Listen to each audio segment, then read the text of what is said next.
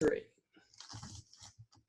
Well, Mick Liubinskas, I'm so excited to be able to have this conversation with you. I've followed your entrepreneurial journey for so many years. Very proud as an Aussie to see you out there killing it on the global entrepreneurial scene. And was really interested when you wrote to me the other week and said, hey, Hol, I've written this book. She's building a robot, really trying to inspire young women to get into entrepreneurship. And, you know, when I look at your background and career, I was intrigued to ask you a bunch of questions. But first to begin with, you know, when I look at your background, you've been involved in 4 technology startups, thousands of ideas, venture capital, you name it. At what point did female entrepreneurship become a passion for you? Yeah, it's a great question. Hey, Holly, thank you for taking some time to ask me these questions, because it's certainly nothing that I have been doing for 20 years and know it deeply and actually pretending to be an expert. I'm really a guy who has been a tech entrepreneur and a dad who has written a book, and I'm hoping that that has a particular impact. I certainly know it's going to be no silver bullet for solving the problem. I think it was absolutely a combination of factors. So I'd been living in the US for about 12 months, and a particular person was elected as president in the US. Who shall not be named. Who shall not be named, who has a very clear, I think, poor standing with and relationship with women, and definitely a very, very poor role model, and taking us back at least a decade in terms of progress in a lot of that front. So one thing I've noticed as a positive out of that, if you're finding a silver lining, is actually people positively engaging where previously they may have taken it for granted that things were going in the right direction. That was one of the catalysts. The other thing is that I'm a dad of 3 kids, a boy and 2 girls, and I think as a consequence of that, I read to the kids every single night. I just read Tiddler by Julia Donaldson and 50 Rebel Girls. We just read about the New Zealand suffragette. I can't remember the lady who ran the suffragette movement in New Zealand, which was amazing. So I was a big reader, and I really tried to buy as many books that were balanced as possible, and found it was really hard. So I think I always had a passion for more balance. Partly just being a kid who saw his mum go back to work and know that was challenging. Having a wife go back to work after 3 kids and know that was very challenging. And in all the programs, whether it was Pollinizer, StartMate, Mirror D, my own work, always just tried to get more balance because I thought it was way off. And then seeing the lack of books. And then I was at South by Southwest, and I happened to be at a robotics meetup. And I was wonderfully surrounded by 4 women roboticists, and I said, there was a slight lull, and I said, so how did you all get into robotics? And 3 of the 4 told me stories about their teenage years that were tough. 2 of them said it was very socially unacceptable for girls to do. It was not popular. You know, they were kind of bullied and teased for being into technology and computers. And then the other girl, she said her dad actually said that's not for girls, and she actually had to basically do it behind his back, and it took like 10 years before she actually said that really what she did. So I thought, I knew that times had changed, but I thought, you know what, here are real role models that we don't hear enough of their stories, and why aren't there just more books with strong female lead characters? I loved the Harry Potter books, and I was like, why couldn't that, like, it was a female author, why didn't she make it Hermione Potter with Harry Potter as the sidekick, you know, the smart sidekick? So I was like, you know what, I started noodling, and I started thinking about it. I've always loved fiction. Really funnily, my wife was like, you finally moved to Silicon Valley and now you're writing a book, like, why? But I think it made it much more visceral and available. But the other thing was, being here, I built up a network of work and people in Australia, and I actually was constantly busy doing work with companies or industry work. You know, I had no capacity to do creative work. So partly moving over here gave me a little bit of capacity. And then I was just like, do it now or don't do it. And I just, November 2017, I wrote 40,000 words in a month. Wow, that's quite the month. I wrote the whole, November in the US is National Writers Month, and they have a thing where you write a whole book. I've heard about this. Yeah. It's amazing. Yeah. It's a really good program. You get lots of support. So I just sat down and wrote it, and I've spent the last 12 months trying to turn it into something that is interesting enough to have an impact. So a couple of questions. One of the things you mentioned there was that you had a lot of conversations with female entrepreneurs. You've been on a real kind of journey of inquiry almost in writing this book. Yeah. What have you learned, and what surprised you about what they've told you? It's a real mix, and obviously you have, it's a very startup-y thing to say, but sort of cohorts. I spoke to women in their 40s and 50s who sort of said that, they did coding on punch cards, and they have mixed stories of challenges and being the only, one lady, she was the only girl in a boys' boarding school. So to learn coding, to learn computer engineering, she had to go to a boys' boarding school. Wow. And, talk about being a minority. And then you have another cohort of women sort of 25 to maybe 45 who have a little bit more progress, a little bit more understanding, but typically being still a big minority. And in terms of tech entrepreneurship, I've covered the whole gamut of engineering, programming, hardware, design, sales, marketing, co-founding. So there's a really big mix, and obviously they all have their own journey. And I've spoken to a lot of women from different countries, but interestingly, some of them, they just loved math, and there was an instigator. And this is the really interesting thing, which makes the difference is there was always an individual person and an individual moment which gave them access. So it was either an uncle came to visit who had brought along his computer and plugged it in, and they were like, wow. Or a school teacher said, well, if you like math, there's actually this thing called programming where you can actually make machines do things. So it was rarely actually a group of friends and I got together. Although I think we're seeing that now with there's enough support, enough programs, and maybe enough momentum that there are a handful of girls at a school who are like, hey, we all are interested in this thing. Let's build a robotics team. I think it's not the popular thing to do yet. It's still different from the popular thing, but I think it's getting enough support that it's not stigmatized, which is really good. But I think we still need to tell good stories and to have good role models. So it's obviously part of what you're doing in the book, right? Creating this story that young girls can look and read and go, wow, never even thought about this possibility and potential. I'm reminded of it because I had the privilege of interviewing Gina Davis a couple of weeks ago, and her Gender Institute's key line is, if she can see it, she can be it. That's right.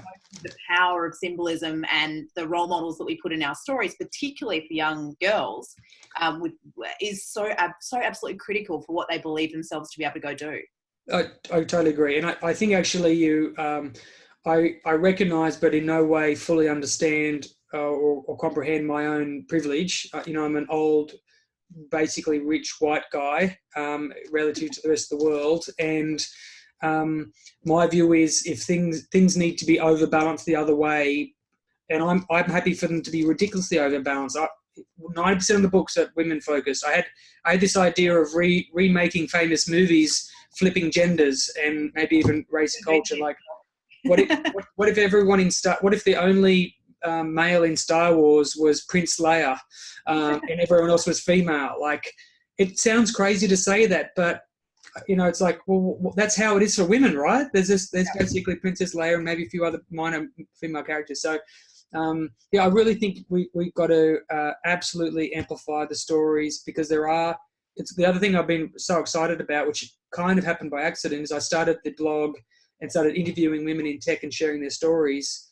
And that actually is partly even more important than the actual book, because they're real women. They're not made up. They're real. But I think they're having a crack now. They're right there as role models. So I think you've got to have a multifaceted. I think you've got to do 100 activities over a long period of time. I have a saying that you have to be impatient for action but patient for results, and that's again, I don't expect this book to be to make a dam burst, but if we do 100 activities over 10 years, then I think we'll have an impact. Can I ask you? You mentioned that being a white male in this space, how have you found wading into this territory, being an author of a very strong female narrative, just the receptivity from both sides of the fence, for that matter, on what it is you're trying to do? Yeah, and I this is I used to write a lot of short stories as a teenager, and it's why I love doing it. And I've written blogs, and Phil Moore and I wrote the textbook Startup Focus. But writing a whole book, a novel, 43,000 words about a teenage girl when I've never been a teenage girl was really hard. So I spent a lot of time in preparation, and I had a lot of conversations with teenage girls about what they like. And I don't pretend that I've got it exactly right. I can't communicate with them. Hopefully it's close enough that they can identify it. And I've had about 25 girls read it now, and the feedback's been quite good. But I did get a few. I was in a writers group, and I said, "Hey, this is my idea. I'd love to get feedback," because I wanted to make sure. Number one, I'm not an author.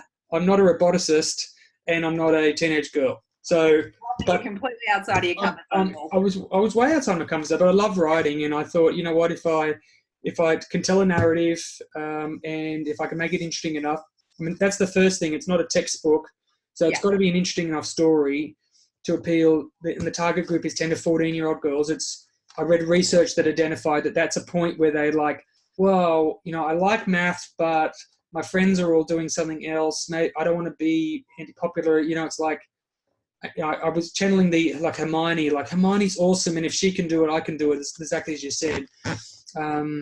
It was hard to try to. I spent a lot of time trying to get in the head of a teenage girl, and again, the proof will be in the pudding. I don't expect that I've got it 100% right, but hopefully right enough to tell a story.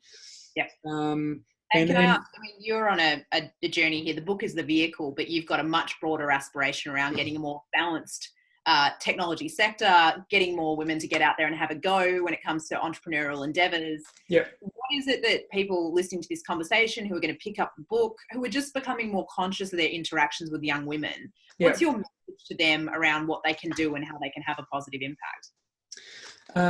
One of the first ones, interesting, I remember, I think Mike Kennebrooke sent a tweet saying, as a dad of I think he had one daughter at the time. He said, as a dad, as a daughter, pushing for more gender balance is an important prerogative of him. And I said, actually, well, as a dad of a son, you probably have also a greater equal role, because it's not just about how we raise girls, but it's also how we raise boys to treat women. Because I think, unfortunately, the momentum of behaviour is not in the favour of balance at all. And it's the reason why, despite laws and a lot of progress over 100 years, we are still, even in what I'd say is developed countries and societies, we still have a long way to go, let alone the whole world. So I think one of the first things and I certainly try to have this as private conversations with men, is, don't try to understand your own privilege and own position, and go and talk to women about what life was like and what it is like, so you can be motivated to go and do more. Here's a book that you can give your teenagers, like there are like the 50 Rebel Girls books, Rebel Women's books. There's a lot of great books out there now to be able to tell that story. So that's part of it. The other one is, again, just encouraging through like the blog and 100 other sources. That's one of the best things. The other good thing is recognizing that I found over 200 groups around the world that support women in entrepreneurship, women in tech, girls coding, etc. And being aware of them and knowing they're there is good for parents, good for school teachers, good for the networks connecting them, good for the girls, good for everybody. So, and that goes to the multifaceted approach. And for the girls, it's mainly enjoy the book and see if you enjoyed the book, and that's it, fantastic. If you read the book and you're like, you know what, I'd love to look at robotics, look at coding, or look at entrepreneurship. All the better. All the better, and I think it is about exposure. So if you have a chance to either borrow one of the Lego robotics kits, or watch some videos online, seeing some amazing women on what's the my kids and I watch it, the Bot Wars. Oh yeah, absolutely. It's one of the there's a lot of really great women roboticists building these very cool robots. So in terms of the whole impact, again, it's going to take 100 things, and I hope more people write books. There are more female-led characters. It's one of 100 things that have to happen over a long period of time. And give us a little taster. What's the book about? What are people picking up if they're going to engage in this story that you've written? And how can people get behind the book? Yeah, so the book is about a teenage girl called AZ.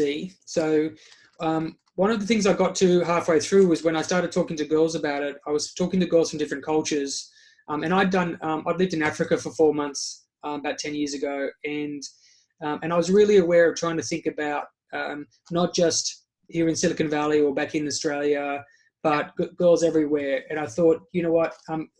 Funnily enough, the book was originally called Holly. Really? Holly. It was Holly Jones was her name. Holly Jones. I like that. That was sort of the project name. I've never spoke to anyone about that, but it was funny. I was speaking to a girl who had recently moved with her family from China, and I was like, "Oh, the girl's named Holly," and she had me this look like, "Oh yeah, a Caucasian girl named Holly," and I was like, even naming the girl Holly and describing her is like, oh. And imagine if I said her name's Holly and she's from San Francisco and her parents work for Google or something, you're like, well, all of a sudden you've lost 99% of the... Yeah, she's inaccessible. Inaccessible. So I've done it. You know how I mentioned I made it hard by writing a book about not being a roboticist, a girl or an author. I also have written a book without actually describing the main characters and without actually saying where it's based. So never do I say the name of the town or anything, and never do I say AZ is 14 years old and has black hair and has green eyes. I just basically, I've tried to describe them personally so that they can appeal to any girl in the world. So adding another layer of crazy ambition on top. You don't do things by halves. Well, diversity means a lot of things. It does. I'm really glad you're taking that on, because I feel like this is a conversation we're just starting to open up into. And so Gen Z coming through, this is something we're talking about all the time, the genderless generation. They think differently about the world, and that is the new norm, and inclusivity is taking on a whole new extension with them, which I think is wonderful. I think it's fantastic. And again, that's a generational thing. Like I know I'll find that hard multiculturally. Like it's, even though as global as I think I am, I'm a product of the last 50 years, not the next 50 years. And that's why I read to my kids in all kinds of books of all different cultures. And I wanted to write a book with that basis, even if it was harder, because I think gender diversity is one of the many kinds of diversity we need to push on, because again, we are in an imbalanced world, and it's not purely for fairness. It's because it's better.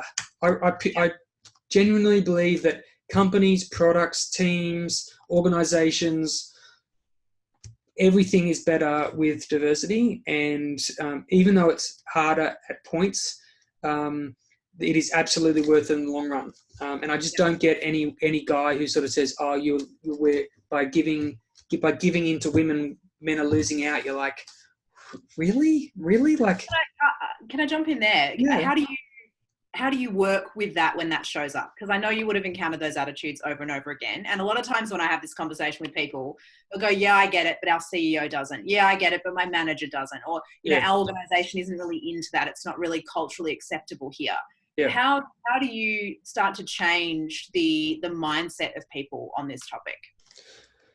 You may know the answer to this one, but someone said, be the change you want to see. And I think that's the first thing is, no matter, even if the president or your boss or your father or mother or whoever doesn't have those values, it just means you have to live them stronger. And it's hard to stand up to it sometimes, but I've had relationships end in the last 2 to 5 years based on inappropriate behaviour where I've called it out, and there has been no meeting. There's been no I don't. I guess I got to understand everyone's position as well. I think that's important. But if I don't think they're going to be appropriate, I'm happy not to have them in my lives. It's easier to say with maybe colleagues or people in your network. It's harder to say for family members and for people you work with. But I think again, be the change you want to see, but also be active in making it and calling it out. Have the courage to do it. Find the network of peers who do support it and build strength around that. And find ways, either private conversations. I had lots of conversations with women to try to understand it, because I never did. Like, even though I've worked with women and married a woman and have daughters and had a mum and all those things, I just never sat down and said, what's it actually like? Like, I sat with a guy once, and he was, and he's like, oh, come on, it's a bit over the top. And I asked a lady next to him, he's like, really, is it that bad? And she's like, yeah, I get grabbed going to a bar, I get she was saying all these things, which was like, he was like shocked. And I was like, that was clearly the first time he'd ever actually really seriously thought that it might be an issue. So I think you've just got to have the courage to go and raise it. And you may not, go and march and quit your job and do everything like that, but I encourage you to take small steps. Call people out for it, or maybe you have to do it. Maybe you're not comfortable to do it publicly yet. I've done it publicly a few times, and it's really uncomfortable. But you know what? If you don't do it, it's uncomfortable for the other person. Like going, oh, I didn't want to raise it because I didn't want this old man to get uncomfortable. Like I said it to my dad. Loved my dad to bits, but he's again of an older generation, and he made a comment in public at a restaurant once, and I was like, Dad, that's inappropriate. He's like, and he was like, oh, that's his norm. And I think it is awkward to begin with, but I think it's really, really worth it. And I think we need more people doing it. The only way we're going to achieve progress too, isn't it? Yeah. I think you were mentioning in one of our previous chats about allies, and I think it is complex and it is hard. And I don't expect everyone to go and write a book and I don't think that me writing a book absolves me of bad behaviour and men's behaviour, and me, no way I'm perfect. But I think if you have more conversations with women about it and understand women you care and know in your life, just stop and actually really ask them what it's like. So I think that, as you've stated, I think where change starts from is going, well, I can take conscious choices around how I show up, how I contribute, what I say, what I walk past or what I don't. Each and every one of us has within our power at a bare minimum, whether we can then deploy further company resources or we've got influence and platform or whatever. Yeah. The ripple effect of what we do in our own lives, through our own family unit and friends and colleagues, you name it, we can't underestimate the significance of that. Those changes are enormous. Totally. I think that's absolutely it, and again, it'll be millions and millions and millions of small actions, absolutely by men and women, for an extended period of time, and then you'll see change. And it may not even be this generation. Like, I really hope I think my kids will grow up into a better world, but it's certainly not going to be. I'm not pretending that it's going to be fixed. I think gender pay gaps are still way too big. Leadership in organisations is still too biased. But I think things are going the right direction, but they need exponential growth, not organic growth. So people who care about it have got to work harder.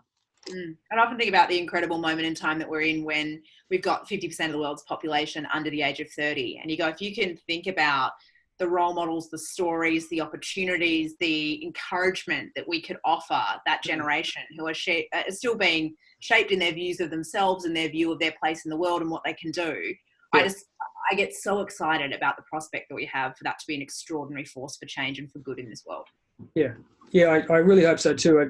There is always the issue that the next generation is educated by the current generation. I think those cultural changes within a person take time, let alone within a company, let alone within a country or across the world, which is why we I've fortunately say a little bit of patience when it's easy for me to say that. But I really hope it is exponential. I think both from a content perspective I think there'll be legal changes across the world. I think there have been those. Even just recognising that the right to vote. We'll be looking back in looking in New Zealand was first company. So Kate Shepherd, who we read about today. So it's those things. Even with that, we're still things are still going to take time. But it doesn't mean you stop doing it. Like you just got to work harder and double down. And I think you're exactly right. You exercise leadership within your own sphere, and you probably underestimate the power of that. Yeah, I think we do in an age where everything's all about scale and size, and we can sometimes lose that consciousness of actually the day-to-day small things. And even to the point in your stories, they weren't big moments. They were in the scheme of things. It wasn't someone turning around saying, hey, I'm going to give you $50,000 to go make your idea happen. It was well earlier than that, when a teacher said, hey, you're pretty good at this, you should keep at it. Or, geez, how about you come along to this event with me today? It's those small moments that can actually start a pathway. I think absolutely, and I think you can go and create them. That's the thing to know, that as a mum or a dad or as a school teacher or as someone within a company, it's like, why don't we have a women's coding program or a women entrepreneurship program or a women mentoring program? Start something. It's actually much easier than you think, and you'll feel really proud about the impact. And I think one really good thing about this next generation is that they seem to be much more driven by impact than by money, which, I get maybe why previous generations were driven by that. We have the benefit of all their development, but, they're seeing the world change in some good ways, but also from an environment perspective, they want to look after it. So complex issues, but I think everyone can have an impact. So, yeah. And can I ask, as your dad and a writer, so someone who's been very conscious of the language that they've used in telling this story, one of the things I find myself working with young girls around a lot, and it comes up all the time when I do school forums and I work with girls, is confidence, this issue they've got around confidence and the way they show up and some of the self-talk and language. As a dad, what are you really conscious of using as language when you talk to your girls, but also in terms of encouraging them to fail, try, pick themselves up, go again? How have you kind of been mindful of that in parenting? Yeah, I probably I may be overly aggressive the other way. Like, I'm really anti even colours in terms of, like, you go into shops and it's like blues and pinks, and you're like, it's just crazy. So my son now knows he's very likely to get the pink thing, and my daughter might get the blue. And so I think a lot of those little things actually matter. Like I've had an argument with another entrepreneur I really respect about the word guys. I actually say gals for a group of both, and even though guys may absolutely mean it, language really matters. And so I say team or crew or people. I think those things actually really matter. From the dad perspective, again, a lot of it's about access. So making sure that I don't give all kinds of toys to all three of my kids, no matter, and see what they like. Language-wise, I think there's some really good things around at the moment that strong is the new pretty. And I say that to my girls around, wow, you're strong and you're fast and you can do it. So I think I've benefited from a lot of that positive the writing and material around that side. I'm certainly around trying things. That's a very easy one for me as an entrepreneur, of like just pick something up and give it a go in multiple versions. There's great books, Rosie Revere, The Engineer,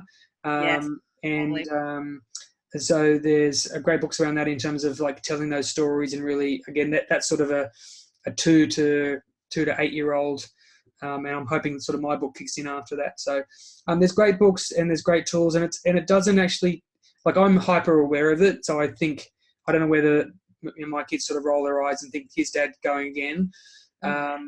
But I don't want to. I feel I've got to go against the inertia of 10,000 years of momentum the other way. So, So that's but it's hard. But you can get 100 little moments a week to be able to just say small things in that favour, and I don't want them to not feel that proud of their appearance and things. I think that's a different kind of pride, but confidence to try things over and over again is something definitely I'll be putting onto my kids.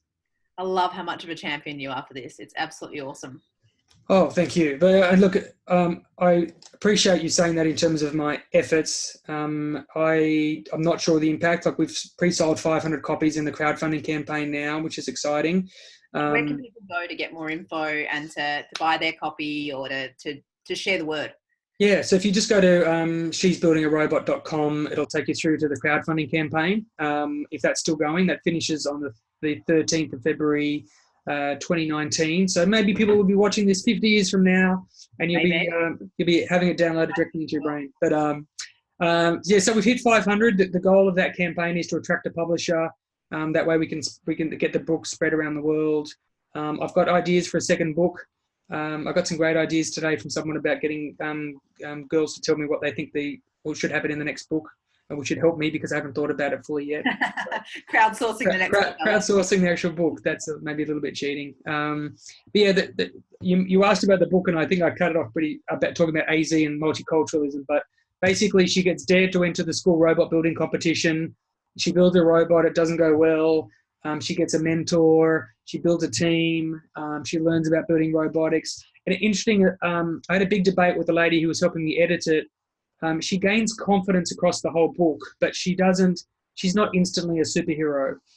She's not instantly amazing. She actually sort of spends a lot of the book learning still and having a little bit of struggle. And then I won't ruin the ending, but she finishes with a lot more confidence and strength and belief in herself.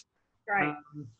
And I want to make that clear that both building robots is really, really hard, but also change is really hard. So you don't expect to be like, oh, one day I just wasn't confident, and then I got clicked my fingers and it happened. Next morning I decided to be really confident and awesome, and I was a super spy. Like I wanted to make this. I wanted this so that an average person, a girl around the world, could be like, that could be me. So,